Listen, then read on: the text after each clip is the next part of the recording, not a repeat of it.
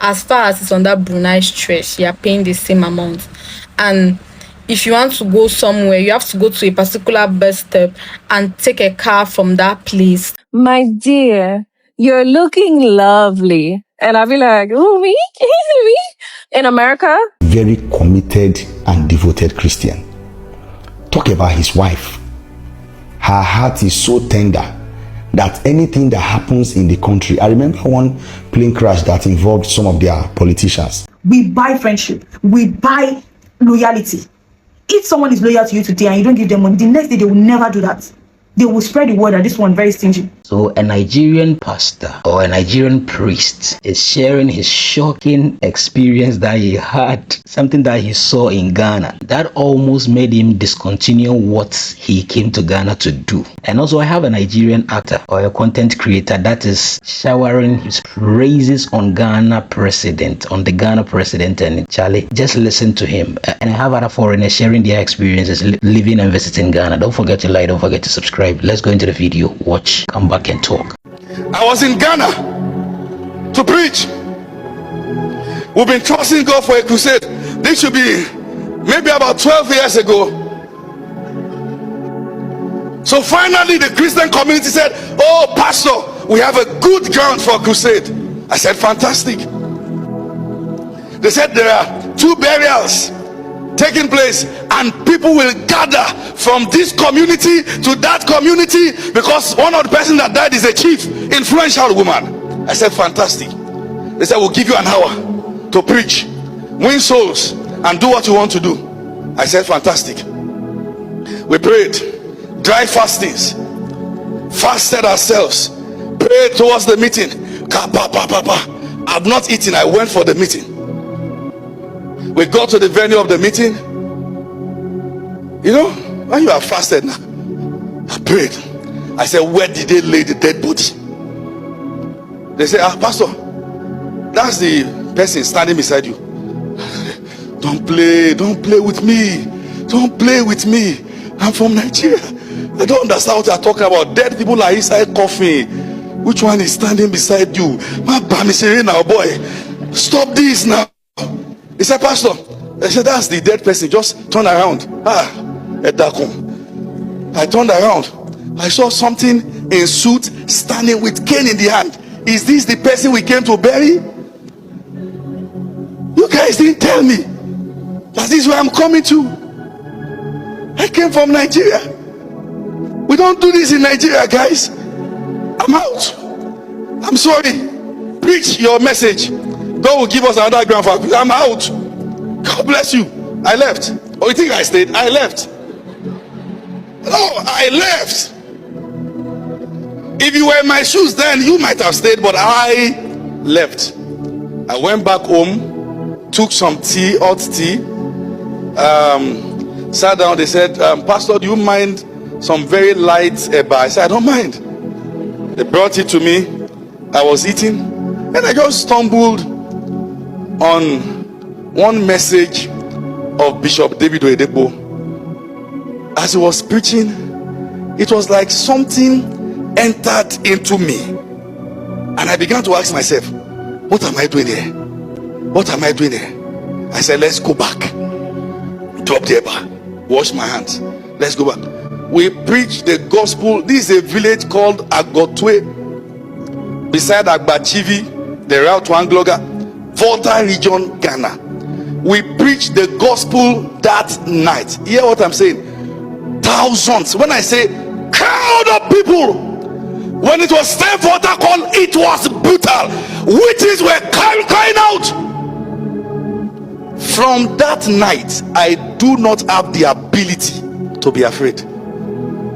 Let us pause for a minute and talk about the president of Ghana. Jesus Christ, I love this man.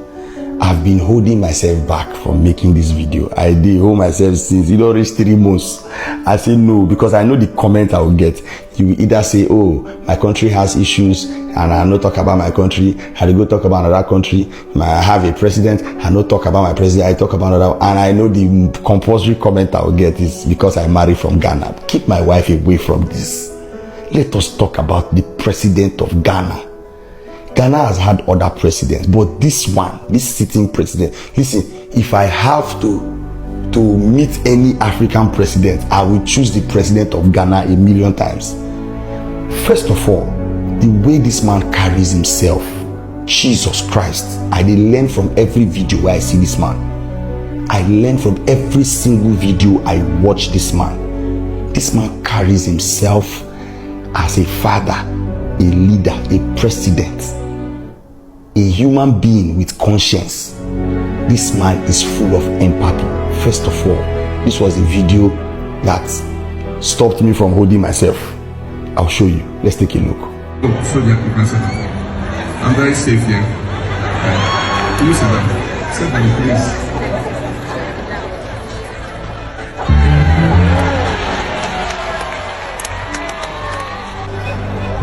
But I'm telling you, I'm with my family.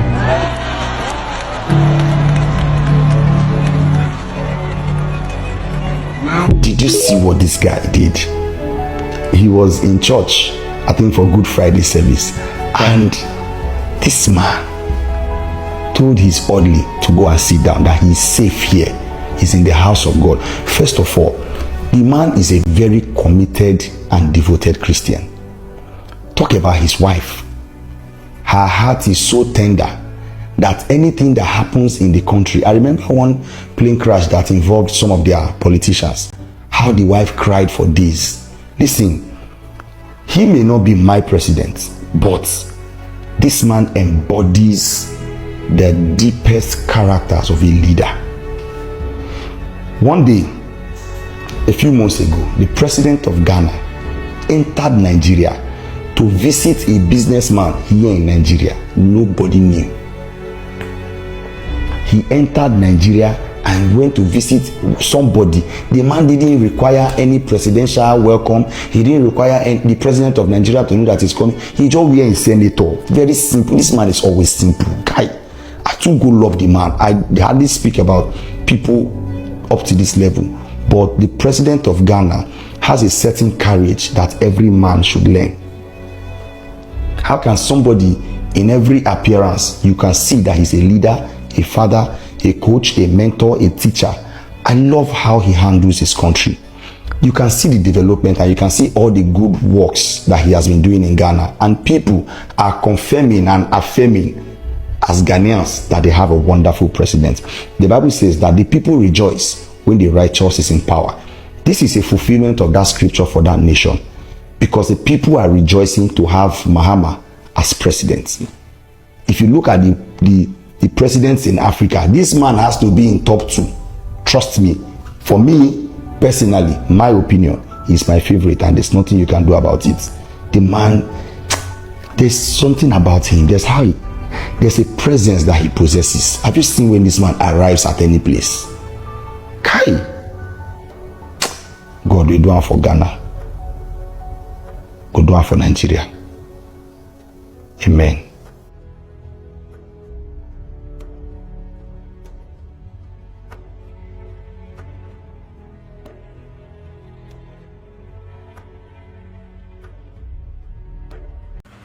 So people always ask me, what was the difference between Cameroon and Ghana?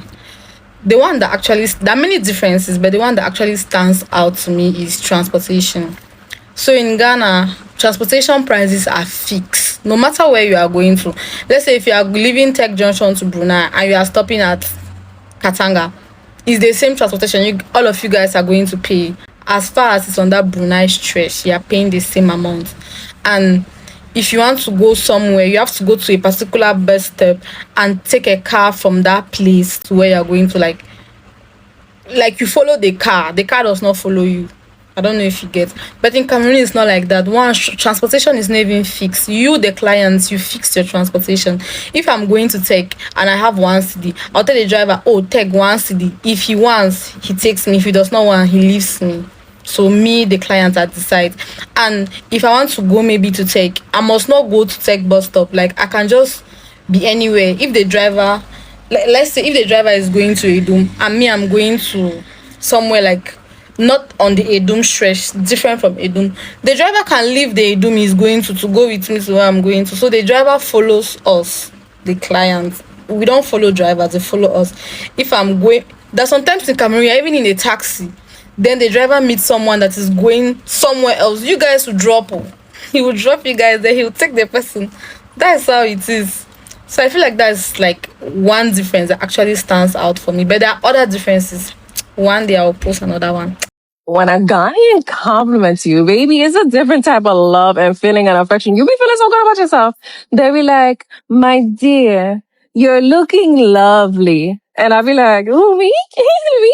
In America, they be like, you look nice. Or a Ghanaian might be like, you have done well. When a Ghanaian tells you that you have done well, baby, they are praising whatever you are doing. They're saying that you are doing great. But in America, they might just be like, good job. And it's boring. But Ghanaians, I feel like they bring like a little bit of like a razzle dazzle to everything and makes it more interesting. I love it. If your ass wants to feel special, you talk to a Ghanaian. If you want to be happy, you talk to a Ghanaian. I didn't say marry one, but I'm just saying. I saw the video yesterday, but I wanted that video to be like an eye-opener to a lot of us in this country. Because the earlier we believe, or the earlier we know that we are the problem, the better for us. We have to realize that when you say Ghana is bad now, South Africa is bad now, Dubai is bad for banning us, Cameroon doesn't like us, Canada doesn't like us, USA, all the whole country, Japan, the bunch, like the scrutiny is just crazy. At a point we have to realize that they didn't just wake up and say, oh, they just want to be unfair to Nigerians, because we are not the only Africans visiting other countries. And I'm going to tell you how I realized that I was the problem of this world. When I traveled to that other country, South Africa, right? I was holding a wrap and I threw it on the floor. And a girl came to me, she tapped me and she said, oh, the trash is over there, that I should pick it up. She didn't say it to be disrespectful. She was just saying like, oh, maybe it slid out of my hands or something. But I knew I deliberately threw it there. And in my head, that clicked. I mean, why would I do something like that? That was when I knew that this is a very wrong behavior. But I didn't see it as a bad person. It didn't mean that I was a bad. It was just something I was used to in my country, right? I came back home, I did the same. I already knew what the answer was. I just asked the guy that, oh, I was eating agbalum and I said, where can I throw it?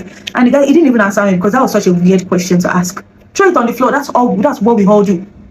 That's just one thing out of every other thing that you know that we do that would make them complain or hate us.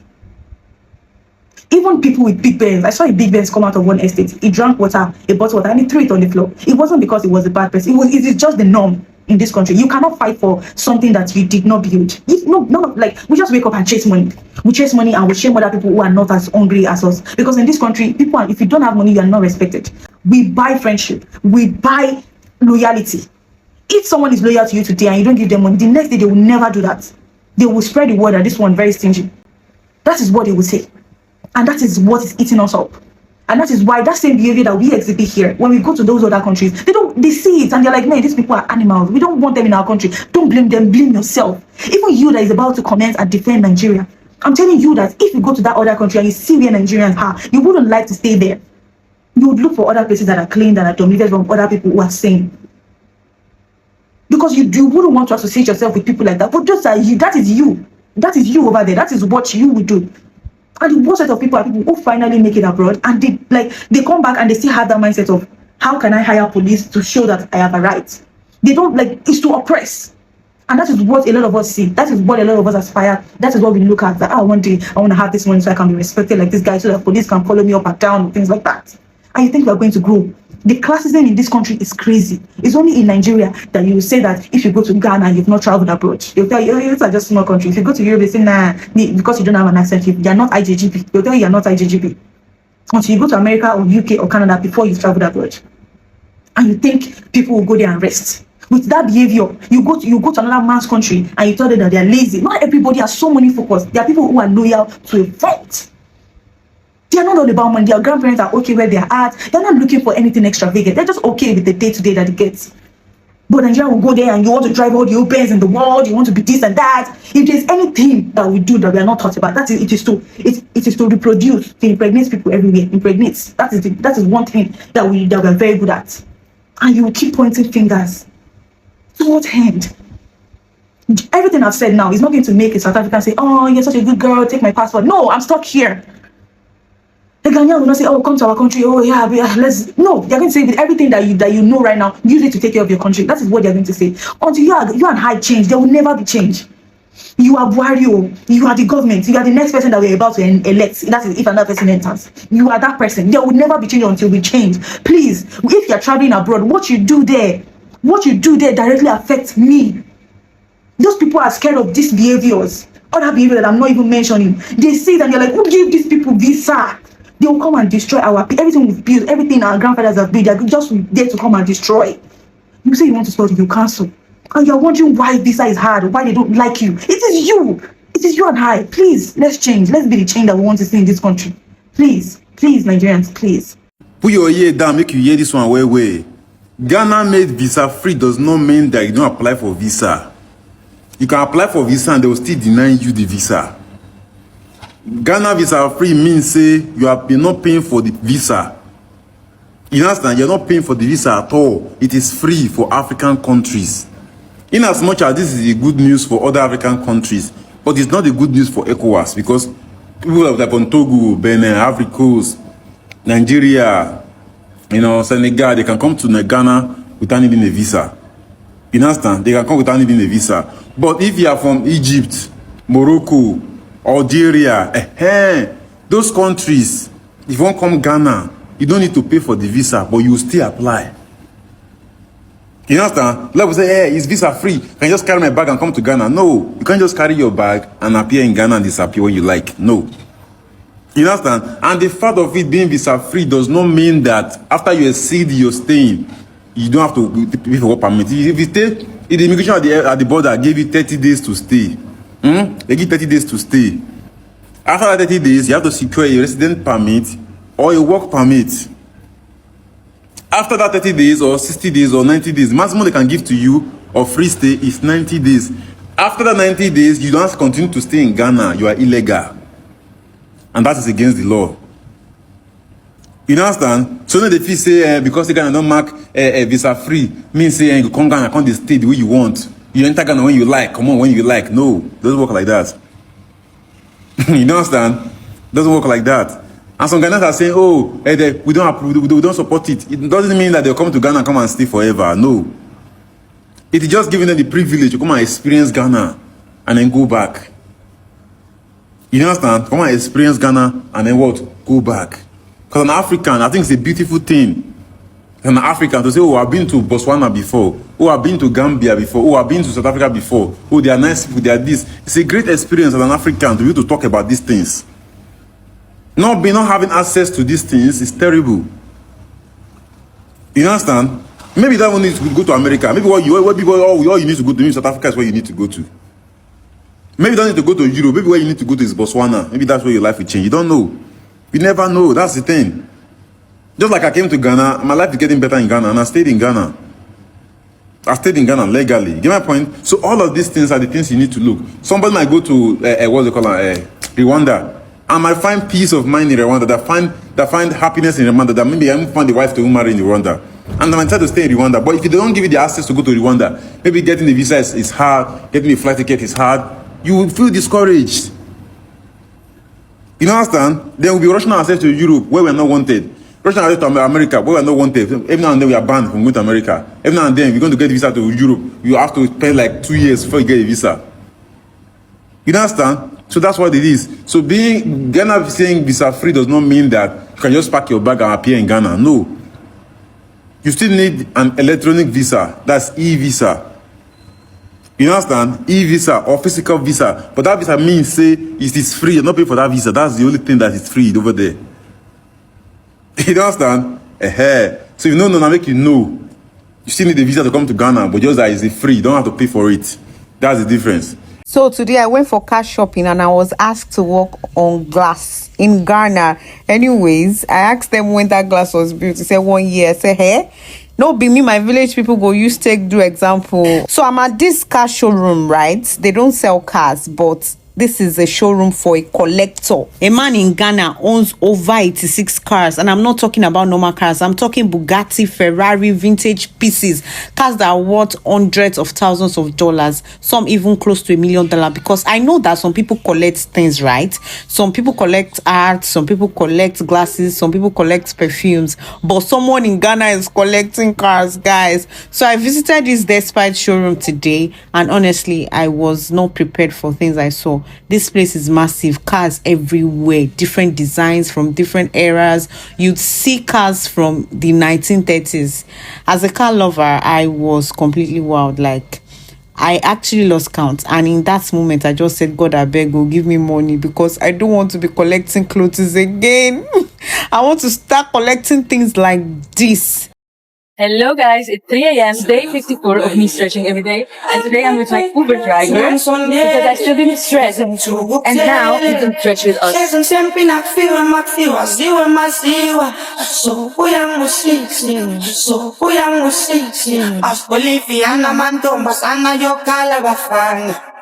You